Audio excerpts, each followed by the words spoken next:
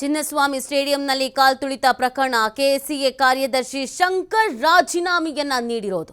ಹಾಗೇನೇ ಖಜಾಂಚಿ ಜಯರಾಮ್ ಸಹ ರಾಜೀನಾಮೆಯನ್ನ ಸಲ್ಲಿಕೆ ಮಾಡಲಾಗಿದೆ.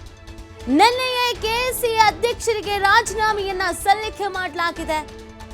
ಘಟನೆಯಲ್ಲಿ ನಮ್ಮ ಪಾತ್ರ ಸೀಮಿತವಾಗಿದೆ, ಆದರೂ ನೈತಿಕ ಜವಾಬ್ದಾರಿಯಿಂದ ರಾಜೀನಾಮೆಯನ್ನ ನೀಡ್ತೇವೆ.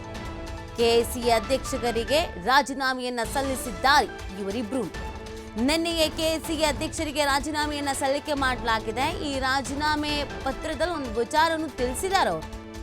ಈ ಘಟನೆ 11 ಜನರ ಸಾವಾಯ್ತಲ್ಲ, ಈ ಘಟನೆಯಲ್ಲಿ ನಮ್ಮ ಪಾತ್ರ ಸೀಮಿತವಾಗಿದೆ, ಆದರೂ ನೈತಿಕತೆಯನ್ನ ಹೊರಬೇಕಲ್ವಾ, ಆ ಹಿನ್ನೆಲೆಯಲ್ಲಿ ನಾವು ರಾಜೀನಾಮೆಯನ್ನ ಸಲ್ಲಿಸ್ತಾ ಇದ್ದೀವಿ ಅಂತ ಹೇಳ್ತಾ ಇದ್ದಾರೆ. ಖಜಾಂಚಿ ಜಯರಾಮ್ ರಾಜೀನಾಮೆಯನ್ನ ಸಲ್ಲಿಕೆ ಮಾಡಿರುವಂಥದ್ದು. ರಾಜೀನಾಮೆ ಪತ್ರವನ್ನು ನೀವು ಗಮನಿಸ್ತಾ ಇದ್ದೀರಾ. ನಿನ್ನೆಯೇ ಈ ಒಂದು ರಾಜೀನಾಮೆಯನ್ನ ಸಲ್ಲಿಕೆ ಮಾಡಲಾಗಿದೆ.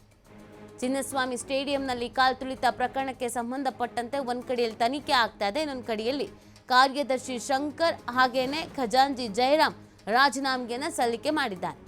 ಈ ಪ್ರಕರಣದಲ್ಲಿ ಯಾರ್ಯಾರ ಪಾತ್ರ ಏನೇನು ಅನ್ನೋದ್ರ ಬಗ್ಗೆ ಚರ್ಚೆಗಳಾಗಿತ್ತು ಮತ್ತು ಪೊಲೀಸ್ ಇಲಾಖೆಯ ತಲೆದಂಡ ಆಗಿತ್ತು.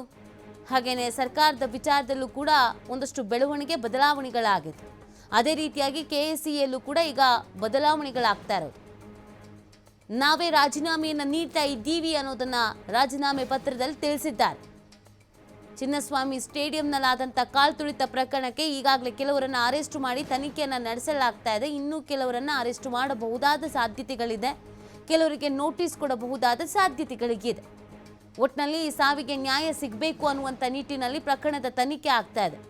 ಇದೆಲ್ಲದರ ಬೆನ್ನಲ್ಲೇ ಒಂದಷ್ಟು ಬೆಳವಣಿಗೆಗಳು ಕೂಡ ಆಗ್ತಿರೋದು, ಅದು ರಾಜೀನಾಮೆ.